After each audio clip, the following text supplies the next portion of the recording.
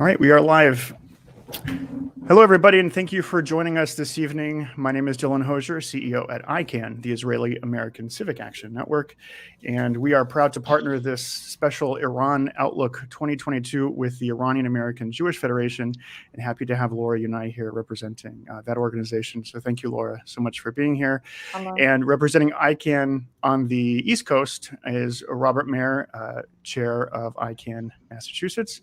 And we're very happy to welcome our special guest, Ellie Cohanim, the former U.S. Deputy Special Envoy to combat anti-Semitism. Ellie, thank you so much for joining us. If it's okay, I'll go ahead and read your bio. Ellie Cohanim is a senior fellow at the Independent Women's Forum, the IWF, and host of the weekly show Global Perspectives with Ellie Cohanim for the Jewish News Syndicate, and politics and national security contributor to the Christian Broadcast Network, that's CBN. Ms. Cohanim previously served as the U.S. U.S. Deputy Special Envoy to monitor and combat anti-Semitism at the U.S. State Department by appointment of the President of the United States and the U.S. Secretary of State. Ms. Cohanim was the State Department's first Iranian-born envoy and led diplomatic initiatives which resulted in forging groundbreaking partnerships in the Arab world to combat anti-Semitism, anti-Zionism, and Islamophobia. As Deputy Envoy, Ms. Cohanim was the lead official for the State Department in creating and implementing policy on countering anti-Semitism in the Near East and Western hemispheres. Ellie Cohanim arrived as a child refugee in the U.S. after she and her family fled escalating anti-Semitism in Iran during the 1979 Islamic Revolution. Ellie Cohanim received her BA in political science cum laude from Barnard College, great university, Columbia University, and conducted graduate study in international relations at the Hebrew University of Jerusalem. She is fluent in Hebrew and Farsi, familiar with German and Arabic. Ellie, thank you so much, first and foremost, for your service to the United States and for being here with us this evening. Dylan, it's my absolute pleasure to be with you and really to be participating in an event that so many wonderful people put together. I just want to take a moment and thank Dylan, yourself, for organizing and hosting this, Robert, Laura Unai, and Ms. Susan Azizadeh, President of the Iranian American Jewish Federation of Los Angeles, also Ms. Zohra Mizrahi from Pecan, and just so many other wonderful folks who put tonight's event together. So thank you so much for having me. I really appreciate being with you tonight. I love supporting my own Iranian American Jewish community. Absolutely, thank you. It's a great partnership between the Israeli and the Persian American community. So Ellie, can you kind of give us a current status update? Iran is in the news a lot lately. I think this is a very timely discussion. What can you tell us what's going on right now? Dylan, happy to. And as you mentioned, the focus that you asked me to have on tonight is current state of affairs in Vienna and negotiations with Iran. So what I wanted to start with was the fact that as we gather here together this evening, we are about just a little bit over 1 year into the Biden administration. And when US President Joe Biden was on the campaign trail, he wrote one op-ed at the time. And guess what the subject of that one op-ed was? If you guessed Iran, you are correct. The op-ed was dated September 2020 in CNN, and the headline was, quote, "There's a smarter way to be tough on Iran." And in this piece, candidate Biden went on to very harshly criticize the Trump administration and President Trump on his Iran policy, while at the same time he made numerous promises to the American people on how he would handle Iran should he become president. Now I want to quote a bit from the piece. He wrote, quote, "First, I will make an unshakable commitment to prevent Iran from acquiring a nuclear weapon." In this piece, he also went on to promise to hold the Iranian regime accountable for human rights abuses, to free American hostages held by the regime, and he wrote, quote, that he will continue to push back against Iran's destabilizing activities, which threaten our friends and partners in the region, unquote. Now, here we are about 1 year, just a little bit over a year into the into President Biden's term in office. And the question is, what kind of a scorecard can we give President Biden in keeping his promises to the American people on the Iran policy that he proposed as a candidate? Well, what we saw just yesterday was that the United States was back at the negotiating table in Vienna for the 8th round of negotiations since April when these talks were launched. Now, to be clear, when we say the negotiating table, we need to understand that the situation there is that the US and Iran are not sitting at the same table. In fact, it's Russia and China that are negotiating on behalf of the United States.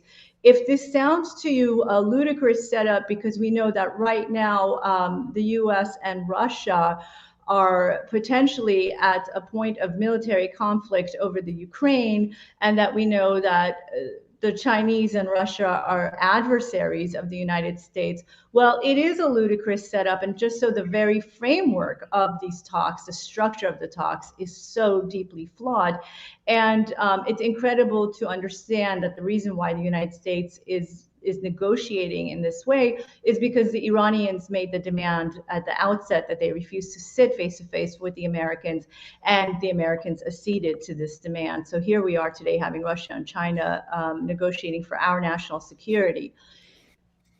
What we've seen from the outset of the Vienna talks was that the Biden administration has made one unilateral concession after the next, including lifting sanctions against the Iranian regime, allowing the Chinese to buy Iranian oil, and I would argue even lifting the foreign terrorist organization designation against the Houthis, which are an Iranian proxy militia in Yemen. That even the Biden administration's lifting of that FTO designation just days after they came into office in January last year was a unilateral concession to the Iranians to kind of show them a goodwill gesture immediately coming into office, and as a means of entreating the Iranians to the negotiation table. On Friday, we saw the administration also announce its decision that they were going to restore a sanctions waiver on Iran's civil nuclear program. And what this waiver does is that it allows Russian, Chinese, and European companies to carry out non-proliferation work at Iranian nuclear sites. So in essence, what they're saying is that Russian, Chinese, and European companies can work on nuclear activity that's supposed to be for civilian purposes in Iran. Now, I do want to point out at this juncture that the Iranians are one of the world's leading producers, not only of oil, which many of us I think are familiar with, but also natural gas. So the very notion that the Iranians need nuclear energy is also laughable notion. Now, all of these concessions have been made by the United States, and in the meantime, the U.S. has received nothing in return from the regime.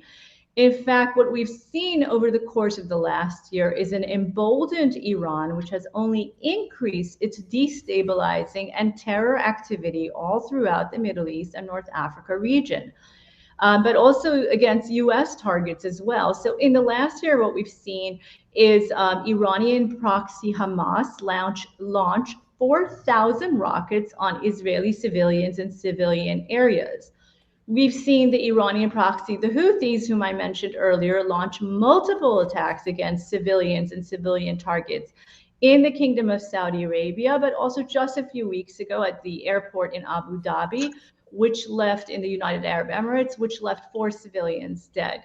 And of course, in Yemen, where the Houthis have caused an unprecedented humanitarian crisis, including a recent targeting of the U.S. Embassy building and hostage taking of the local Yemeni workers who work in that embassy building. In the last year also, we've seen Iranian proxy militias conduct a drone attack on the home of the Prime Minister of Iraq in an attempt, it would seem, to overturn the recent Iraqi election results there. And so the list of Iran's destabilizing proxy militia activity goes on and on and on. And so I would argue that President Biden has not succeeded in his promise to, quote, push back against Iran's destabilizing activities, which threaten our friends and partners in the region. So my next question is, what about the president's promise of preventing a nuclear Iran?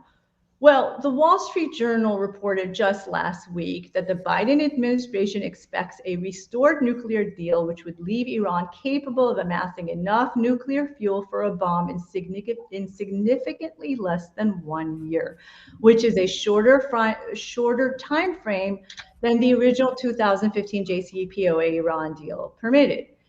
And we've also seen a number of senior US administration officials making vague statements that seem to be preparing the American people for the notion of the Iranian regime actually having the nuclear bomb. So it would seem that that promise to the American people is not being kept. And I want to mention one more item before I wrap up my remarks and take questions from our moderators tonight, is that today the Iranian regime unveiled to the world a new ballistic missile, which it claims, as it unveiled this missile, that the missile can reach Israel and American assets in the region. Now, what is the name of this new regime? The name is the Khyber Shekan missile. Now, to those of you who might not be familiar with the word Khyber, you might remember that in the streets of Europe and the Palestinian Authority in Gaza streets, you'll often have these Islamist rallies where people are chanting Khyber, Khyber, Ya Yahud. And what they're referring to is, in Islamic history, a massacre of the Jews who were living in Khyber, according to the history, by the Prophet Muhammad and his followers. This is an incident, a massacre of the Jews that is understood in Islamic history as having occurred. So while we have seen, again, these rallies where radicals are chanting Khyber, Khyber al-Yahud, what we've seen today, this very day, as we gather here this evening, is the Iranian regime unveiling a missile, which they're calling the Khyber missile. And so to me, this juxtaposition of the American administration, the US administration, European powers sitting across the table or negotiating in some way with the Iranians in Vienna, while at the same time the Iranians are unveiling a missile which is a threat to the Jewish people and the Jewish state of Israel. It's really a rather shocking juxtaposition. And I want to note that just last week, I wrote an op-ed in Newsweek in which I said that if the US administration and our senior leadership, if they mean what they say on International Holocaust Remembrance Day, when they say never again, then they are duty bound to make sure that the Iranian regime does not gain the nuclear bomb. And so with that, I thank you for your time, and I'm looking forward to questions. Thank you, Ellie. And I think that one of the most remarkable things from the past week was that juxtaposition. We heard the story about sanctions relief, and then days later we hear this story just this morning about the new missile. And so I think that dovetails nicely, Robert. You had a question about the origins and the thought processes behind negotiating with Iran. Can you go ahead and bring that up? Sure. Thank you, Ellie. This was very informative. And, in the context of what were they thinking, I'm trying to understand, and I'd like you, if you can answer, what was the origin of the strategy of the original Obama administration with respect to the negotiation with Iran, how to negotiate, what to negotiate for, and taking into context also the fact that this administration also betrayed Gaddafi, who forwent his nuclear armament, and then allowed himself to be toppled, basically. So why would we believe that the Iranians would agree for the same thing? Well, Robert, thank you for the question. So if I understood you correctly, you're asking about, what is the origins of the notion of the negotiation with the Iranians, and if the history books and the information that's publicly available is correct, President Barack Obama, immediately coming into office, actually started writing letters to the Supreme Leader, Ayatollah Ali Khamenei at the time. And he started to do a personal reach out to Khamenei to try to engage the Iranian regime and to try to build a relationship with the Supreme Leader personally.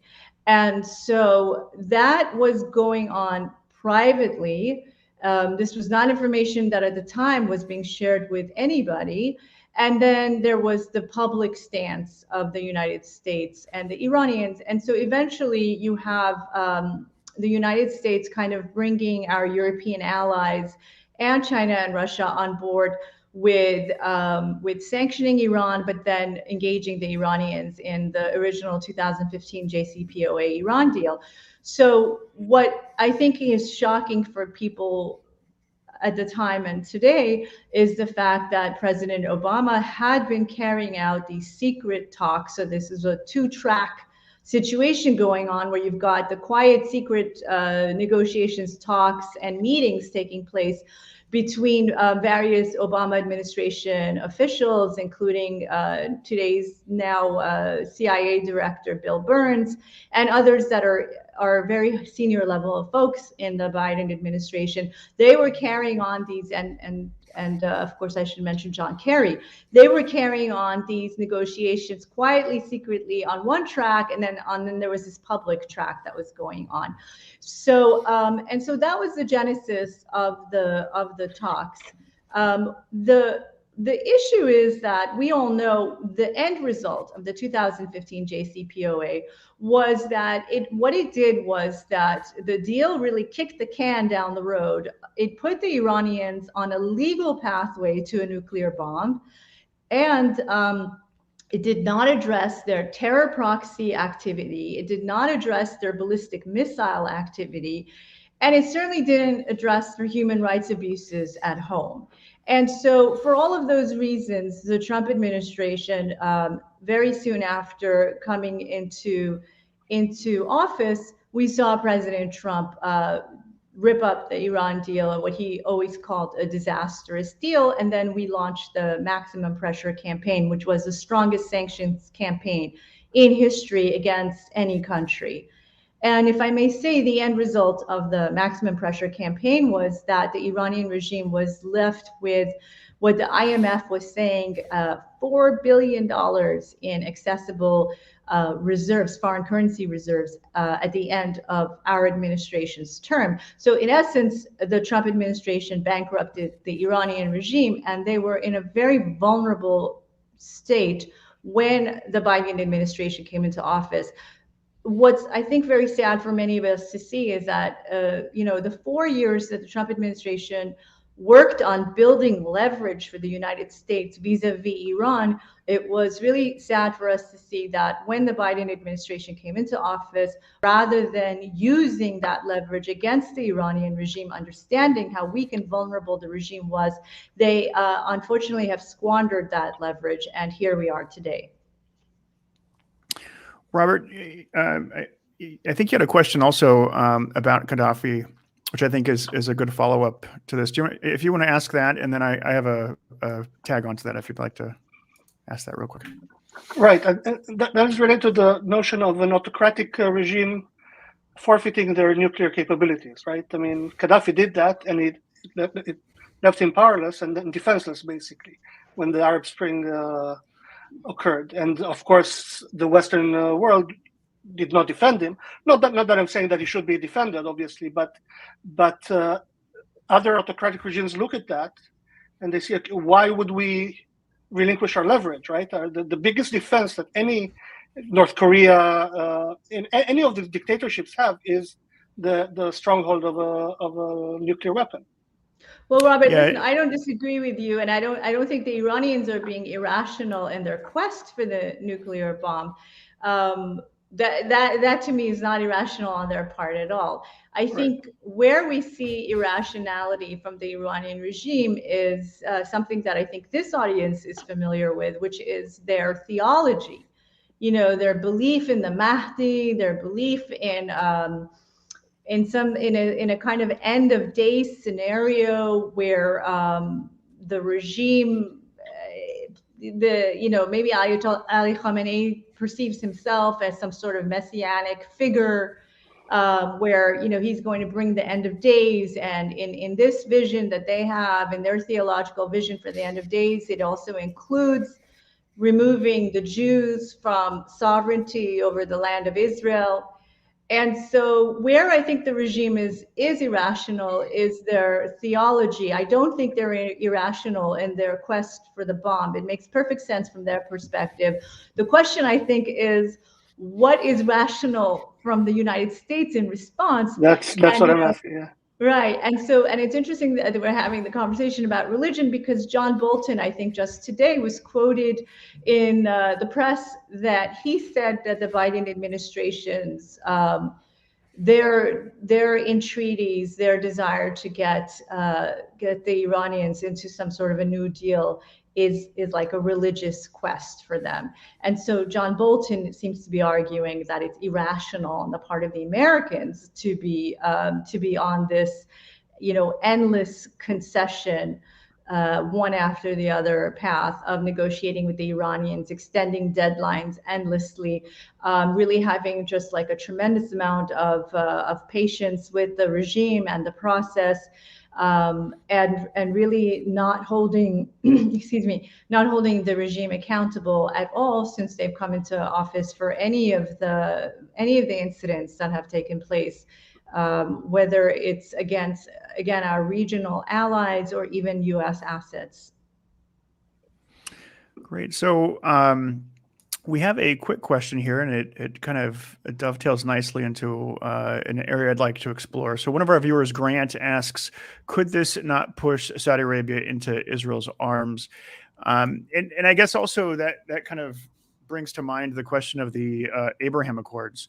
This was a big victory in the last administration. I think it was a trend that all of us are proud of and would love to see continue and expand. We're seeing a little bit of a different attitude from the Biden administration about this policy. And it almost seems as though the region is left on its own to strengthen itself without U.S. leadership. Is this accurate? How do you view this current situation? And is Grant right? Would this potentially balancing push Israel and Saudi Arabia and other Gulf states closer together? Yeah, absolutely. It's a great question. I'm glad that Grant raised it. So look, the Abraham Accords, which were the warm peace deals the Trump administration brokered between the United Arab Emirates, Bahrain, and then later Morocco, Sudan, and Israel, and also Kosovo, let's not forget them. What we perceive the Abraham Accords being an outgrowth are a couple of items. One was that the Trump administration understood that the Iranian regime posed a threat to the Kingdom of Saudi Arabia, all of the Gulf countries, and Israel. And so the fact that we understood the Iranian threat and that we pushed back against the Iranian threat and really tried to, demonstrably weaken the Iranians, all of that, what it did was that it regained the trust of our Gulf Arab allies. And this is coming at a point where relations between the United States and the Gulf countries were frayed under the Obama administration because of the Obama administration's Iran policy. So number one, we regained their trust. Number two, we showed steadfast support for Israel. And what that does, when the United States shows that kind of support for the state of Israel, what it shows Israel's neighbors is that Israel as a country is here to stay, and they need to learn to live with that fact. And so those were, I believe, the two factors that really led to, again, the Emirates, Bahrain, and really with the blessing of the Kingdom of Saudi Arabia, to be able to make these warm peace deals with Israel. And what's incredible, I think even just today, what we saw is members of the Emirati parliament are in Israel right now visiting the Knesset. You mentioned that I'm the host of a show called Global Perspectives with Ellie Cohanim for JNS. So I had the honor of interviewing one of the members of the Emirates Federal Council, Dr. Ali Al-Nuaimi, and I'm just so incredibly happy to see that Dr. Al-Nuaimi is there in Israel right now as we speak. And so every day that goes by, we're seeing the fruits of peace. We saw the first official visit of President Isaac Herzog of Israel going to the palace, the royal palace in the Emirates just about a week ago. And I know many of us were moved at seeing the Israeli national anthem played in the Emirati palace. So this incredible relationship building that's going on, whether it's the government to government level or the people to people level, that's going on between Israel and her Arab neighbors, is something that is just so profound. And I know many of us only dreamt of this kind of peace that we hoped we would see in our children's lifetime, and to see it in our own lifetimes, it's really beyond moving. And what I can tell you, for example, what Dr. Al-Nuaimi said to me when I interviewed him was that this peace is not just about it's not just about I want to quote him correctly. It's not just about the benefits to the countries, but also that they understand that it is also what the future that they want to build for their citizenry. You know, they understand that really the new Middle East that exists is either one where countries can choose peace and bridge building between their peoples. And again, that's the kind of leadership that we saw from the United Arab Emirates, from Bahrain and others, Morocco, Kingdom of Morocco, or they can choose destabilization and terror. And that is the path of Iran. So that was the outgrowth of the Abraham Accords. And in terms of, you know, does the Iranian threat bring the Kingdom of Saudi Arabia and Israel closer together? The answer is 100% yes, absolutely correct. It does bring the Kingdom of Saudi Arabia and truly the Gulf states closer to Israel. And look, you know, I hope that we're not seeing a complete abandonment of the United States of the region. I know that was part of the question, Robert, that you asked just now. What I would tell you is that we have seen recently joint military activities between the naval drills and other drills between the United States and the Abraham Accords countries and Israel. And so, you know, I can't say that all the news is bad news. I do want to give credit to CENTCOM and the military infrastructure in the United States, because we are seeing a lot of these joint activities, again, between the United States, Israel, and the Arab countries, the Gulf Arab countries. And that should really be giving the Iranians some cause for concern. Excellent. Yeah, we're very proud. We saw those CENTCOM exercises, and it was very impressive. And we do hope there's some sleepless nights in Tehran after seeing that. Laura, I just wanted to circle back to you. You had a question about the prospects of a future deal. Well, ultimately, what does the U.S. gain by this deal? Because it seems to be all, you know, unilateral, you know, giving them money and this and that. What does the U.S. think they're going to gain by this? Laura, I would tell you that the flaws of the original deal seem to still be on the table, meaning that it doesn't seem like the Biden administration is negotiating away the original flaws. The Iranian terror proxy activity doesn't seem to be getting addressed. The missile, the intercontinental ballistic missile, and other missile activities not seeming to get addressed.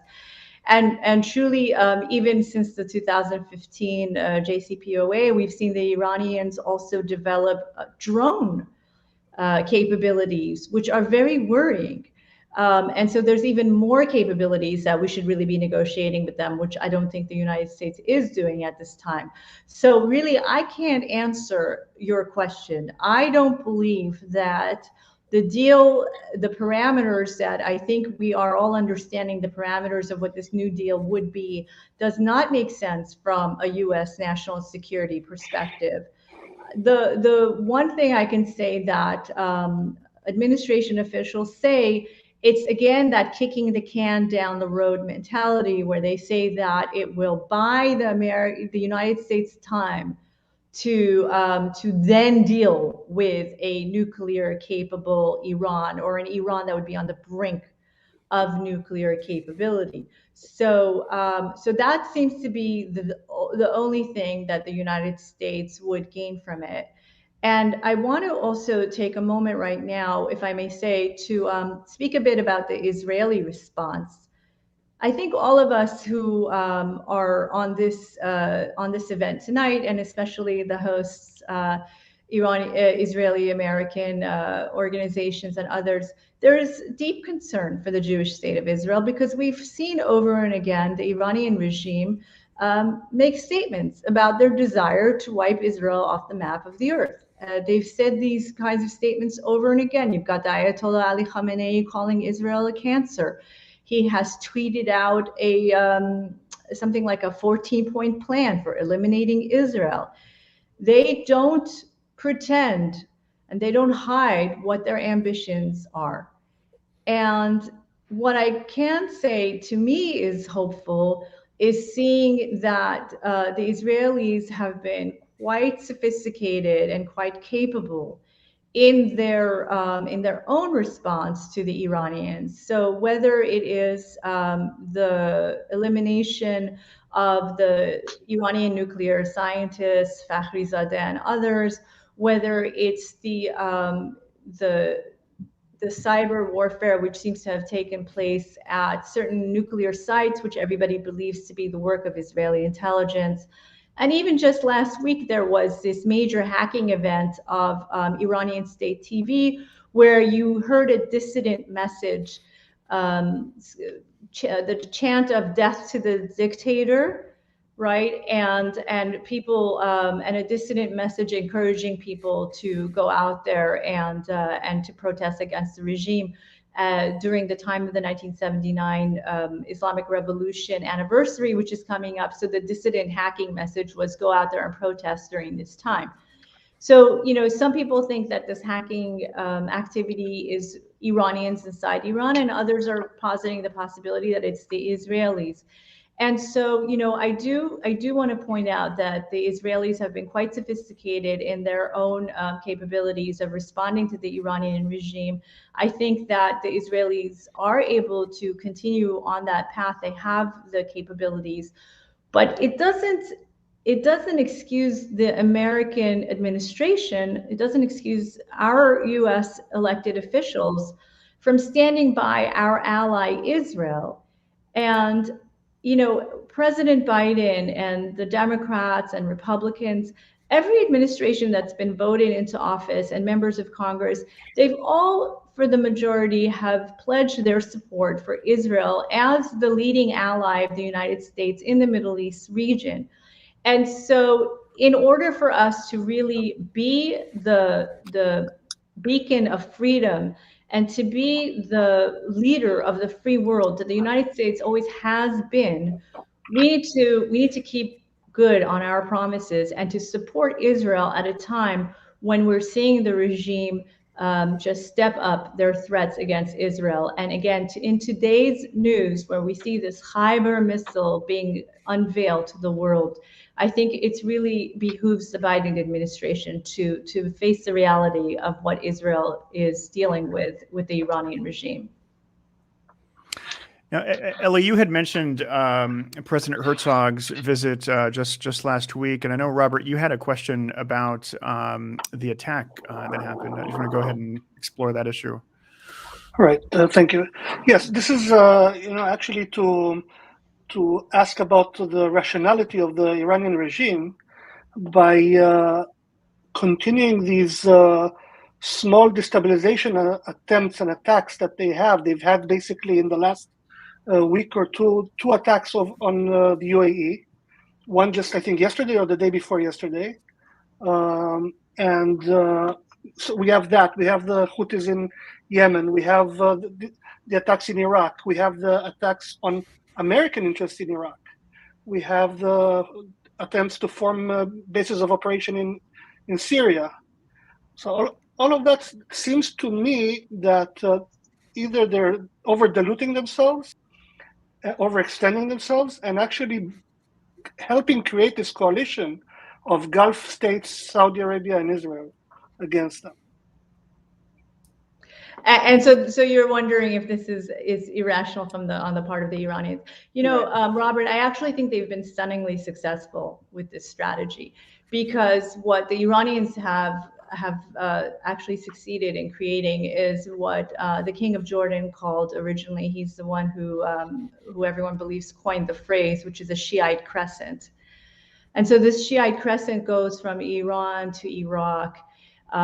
It extends through Lebanon, Syria, right? And so what they hope to do, and then through Hamas and Palestinian Islamic Jihad, if you understand, so what their proxy strategy has allowed the Iranians to do is they've completely destabilized and are bordering on controlling Iraq. They are on the borders of Israel through Hamas and Hezbollah in Lebanon, and Syria now as well, correct?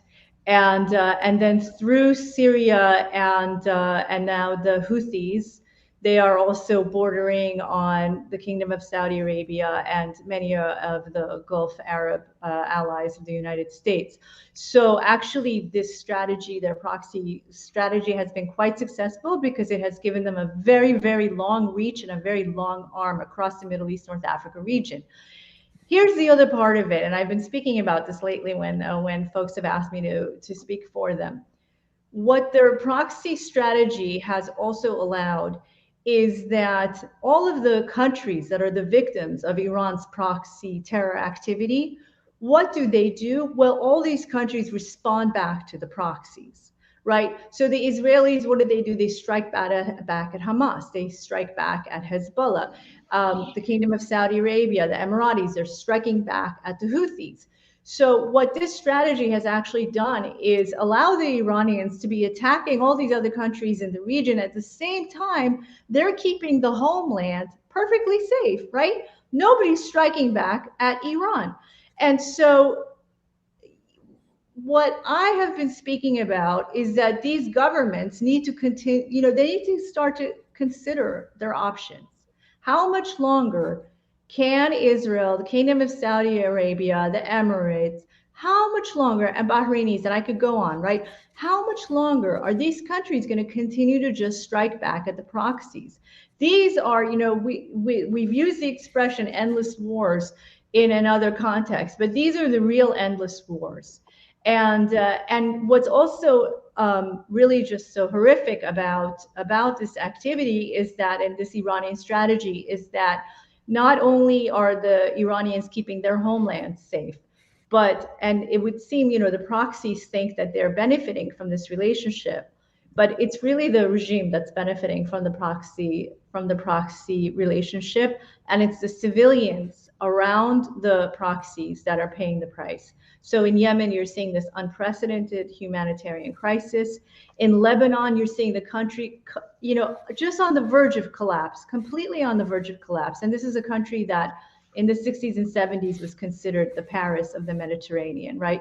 And Iraq also, on the verge of collapse, a completely failed state. So all of this is taking place because the Iranians are actually succeeding in their proxy strategy and keeping their own power and the homeland safe. Thank you. So I do want, for those watching, if you do have questions, go ahead and submit them in the comments below, whether you're on Facebook or YouTube. We do have a question from Grant, who says, surely Iran is a threat to the EU. Are they just letting Israel hang out to dry? What's the perspective from the EU side? How do you see that? Especially given the recent sanctions waiver, they must be drooling at the opportunities.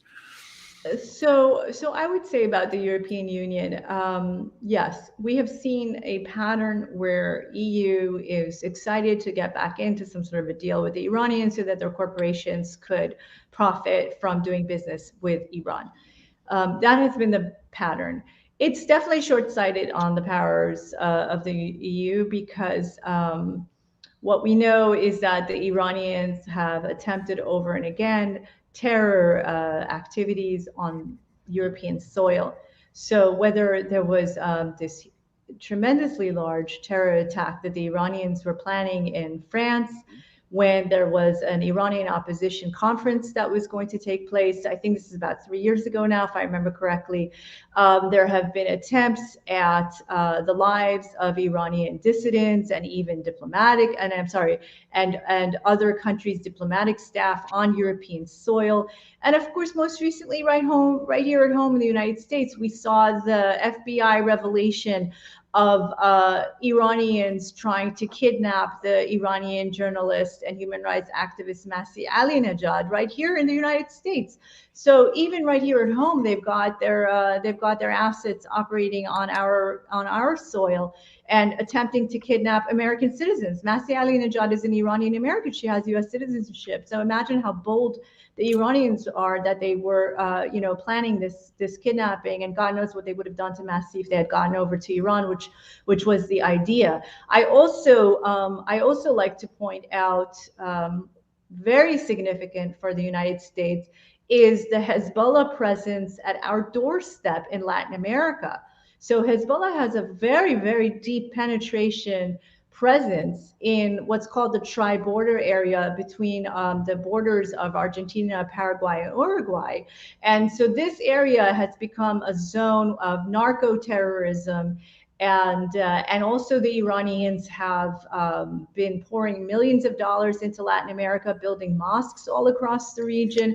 They have Spanish language media, which is funded in the hundreds of millions of dollars. And in fact, the Iranian regime's budget for their international television and radio far exceeds what the United States spends proportionally on our Voice of America and other media outlets. So it's just kind of incredible to think about that the Iranians have penetrated at our doorstep, Latin America, and it's something that really the American people need to really wisen up to the threat that is right here knocking at our door. Agreed. And just to kind of maybe close out that thought, the issue is larger than, to me, and the way I see it, the issue is larger than just a nuclear deal. This is kind of and I know other people have used this term, Islamic imperialism, that Iran is engaged in with destabilization efforts regionally, but globally as well in the Western Hemisphere and in Latin America. So I think there's a lot at stake here. And, so when we're looking at this deal, I mean, it seems to be the linchpin in a different. How do we want to see the world? How do we want to see global stability, international peace, and security? And so, what do you think? What does this year look like, and beyond? Are you optimistic, or how do you think? Dylan, and by the way, given that Congress. Yes, we have the administration, but Congress, I hope, seems to want to engage on this as well. So go ahead, sorry. Dylan, first of all, I have to say that I think your analysis is spot on in terms of Iran's imperialistic, hegemonic ambitions. They say it, they're not shy about saying it, and their actions back up their words. So again, whether it's the Shiite crescent that they've built all across the Middle East, North Africa region, whether it's their presence in Latin America, the heavy presence that they have right now in Venezuela, partnership with Cuba, all of this, and their joint military exercises that we're seeing with Russia and China. This is all incredibly, should really be of incredible concern to the United States. And I would say that I think that is exactly right. Again, what I was speaking about earlier about the Middle East is that, the Middle East is kind of at a crossroads right now. What the United States can be doing is continuing to encourage peace deals, bridge building, and really creating a region with peace and stability and prosperity. I mean, that was what the Trump administration's peace plan was called. It was the peace to prosperity plan. And so that is the approach that the United States could be taking, or we could be supporting those who are fomenting complete destabilization and terror activity. So I agree with you that having kind of like just a focus on Iran's nuclear ambitions is a mistaken tack. We cannot just focus on Iran's nuclear ambitions at the same time that we also can't afford to ignore it. So, and again, that has been the ongoing criticism of the JCPOA.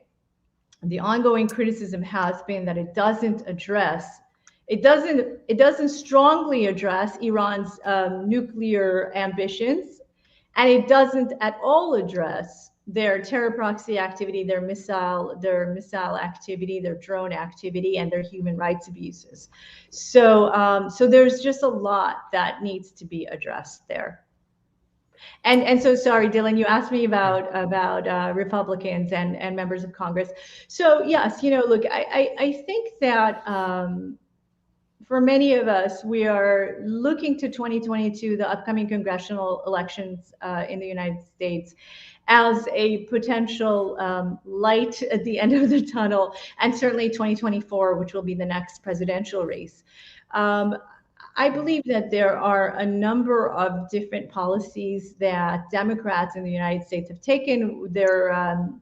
Their foreign policy vis-a-vis Iran and the Middle East being one aspect of it. The Afghanistan withdrawal, we didn't even talk about that.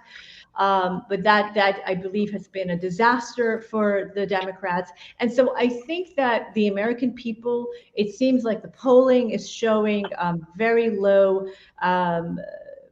numbers for President Biden. And I think that the polling is showing that the American people are beginning to reject the way that we are being governed right now by Democrats. And so I do expect that in 2022, we're going to see Republicans take control of Congress again. And so that definitely gives an opportunity for us to push back on what I believe is a failed Iran strategy and policy by the United States right now. And even before 2022, I would be remiss if I didn't mention that Senator Ted Cruz and 33 others have just put out a letter and a statement where they have put the Iranians on alert that should Joe Biden not really treat any Iran deal as a treaty, they can rest assured that the United States Congress is going to reject it. And certainly I know that every Republican presidential candidate is going to go on record and say that they will rip up any new Iran deal. In fact, I was at an event in Washington, D.C., where Senator Ted Cruz said so himself, and he is one of the Republicans running for president in 2024. So we can expect that. I'm confident that every single one of the candidates will say that as well. They'll make that pledge to rip up any new Iran deal if it doesn't meet the parameters that would meet U.S. national security needs. And I think that brings us kind of to the last point. Now, I'll bring up the question from Susan Azizadeh, our fearless leader here in LA. And she asks, how can we take action to make everyone aware of what is going on? And I'll add on to that. There's a couple of thoughts that we've had. We're a lobby organization, we're an advocacy organization, and so we are supporting the Israel Normalization Act, which supports the Abraham Accords in both the House and the Senate, and it was amazing. I think it's close to over 300 sponsors in the House and 75 in the Senate, if not more. So happy to see that that's a strong position from Congress, at least on a policy that can balance against a hegemonic Iran. Also, I was heartened by Senator Cruz's letter and his citing of federal law. I haven't had a chance to look into it in detail, but just kind of jumping off of Susan's point here, do we have an opportunity, as far as you're aware, with Congress to maybe let our voices be heard? And what are some other things that we can do to, let our voices be heard, let our preferences be known? Yes, I think that contacting members of Congress is so incredibly important. I've had friends who were staffers and in different congressional offices, and they log every single phone call and email that comes into the congressional offices. Every single one gets logged in, and members of Congress see that those daily. They look at those logs at the end of every single day. So it's really quite powerful when people in the district make those phone calls and send out those emails. But phone calls are preferred, actually, because what happens is that when there's organized lobbying going on, then their phones kind of ring off the hook. And it's really powerful. Again, I've heard this from folks who work in these offices, and so I really do encourage, and I thank Mrs. Azizadeh for raising that question. I really do encourage everyone to constantly reach out to your members of Congress. Look, if you live in a blue state, I used to live in New York myself, and you live in California and other blue states. Sometimes you feel like, well, we know what the policy is, and there's no hope. I don't think that's correct.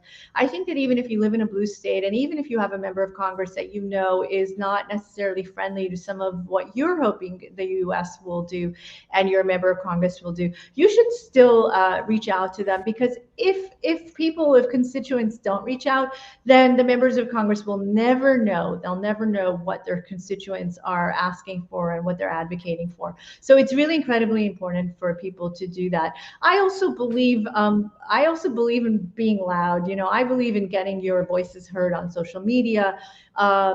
I believe in all that. I believe in writing letters to the editor. I believe in just taking every platform and every opportunity that you can to hold our elected officials accountable. Many of us who are on this event tonight, we are immigrants to the United States of America. And one of the greatest blessings of this country is that we're a democracy, and our elected officials have elections, and they're voted into office, and they're accountable to us, the citizens. So, what that means is that the citizenry has to empower themselves. And so it's really just behooves us to take action. And again, make our voices heard to our elected officials, on social media, to the media. Everyone needs to get heard and get your voice communicated. It's just incredibly important to take the time and the effort to really try to ensure that our children do have a world that is safe for them to grow up in. Great.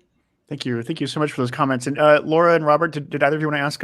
I have one final question I want to ask, but Laura, Robert, did you? Go ahead. You can ask. Go ahead. Thank you. So Ellie, I just wanted to ask you, and again, I thank you so much for your service. And Special Envoy Carr is from LA. He's from my backyard, so I'm proud to count him as a friend. He's a great guy. So I wanted to ask you. I wanted to ask you, what was your most memorable time in your service at the State Department? So Dylan, it's very apropos to our conversation tonight. I was fortunate to go on official travel to the Middle East. As you mentioned in my bio, I was the point person for the region's Near East, which is the Middle East, North Africa, and State Department talk, and also Latin America. And so I was invited to Egypt to be there for the opening of the restoration of the Grand Synagogue of Alexandria. The Egyptian government has spent millions of dollars to restore this beautiful, very historic synagogue in Alexandria and Egypt. And so, there were Jews who had flown in, who were originally from Egypt, who had flown in from all over the world. And it was really, really a touching moment for me to be a part of that. I was asked to speak there. And for me to, reconnect with Jews from the region, which I hold so dear to my heart. And I'll never forget that. And of course, I went to Cairo afterwards, and we visited a lot of the old synagogues in Cairo as well, some of them in disrepair, some of them in better condition. And so those memories will always stay with me. I also, on official travel, was fortunate enough to go visit the Emirates. I was on official travel to Abu Dhabi and to Dubai. And the story I like to share about Dubai was that I was there on the Friday night of Hanukkah. And on Friday night, I was asked to speak at the synagogue of Rabbi Ellie Cohanim, who is the chief rabbi of the Emirates. And so I spoke at his synagogue. Well, that night, there were 3 synagogues hosting Hanukkah, Friday night, Shabbat dinners.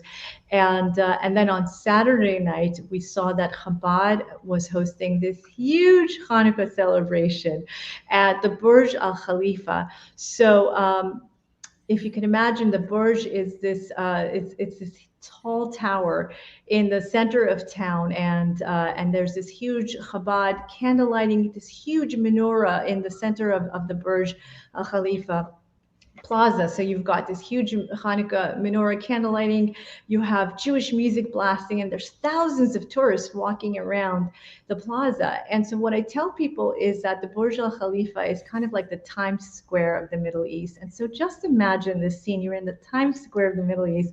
There's a huge menorah, there's Jewish music playing. And I got to be with the Jewish community for that. It's a very special candle lighting ceremony.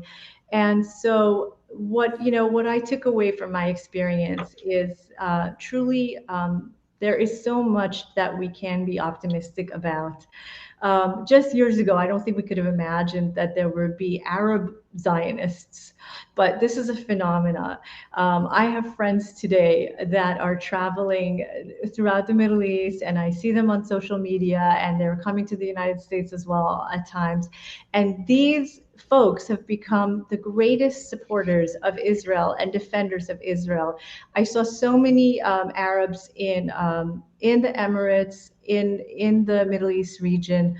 When Israel was under attack by Hamas this last May, I saw those friends of Israel in Arabic defending Israel. It's something that I never thought I would witness this in my lifetime. And so having these Muslim allies gives me so much tremendous hope and optimism, again, for our children. And I know that there really is a pathway for peace, for the Jewish people, for Israel, for the Middle East. And the promise of a better future really does exist. Wow, thank you so much. Very, very inspirational words. I'm almost speechless. So thank you so much for that, Ellie. And here we have just a final note from Ms. Aziza Day, and it really has been an honor hosting you. Thank you so much for your comments and your insight and your education tonight. It's been incredible. Thank you to Laura for joining us from the Iranian American Jewish Federation here in LA. And thank you to ICAN's chairman in Massachusetts, Robert Mayer, for joining us as well. So Ellie, I don't know if you want to say any final remarks, but yeah, I just want to thank you guys for hosting me. I meant what I said earlier, speaking for an event for my own Iranian American Jewish community. It's really from my heart. And I'm so happy that I got to spend this time with you all this evening. And I really look forward to when we get COVID behind us and we can all get together in person. So I will look forward to that as well. Thank you very much, Ellie. It was great. Thank you. Thank you. All right. Thank you, everyone. And thank you to the viewers. We will be back probably next month with another guest. So thank you all for watching, and we'll see you soon. See you.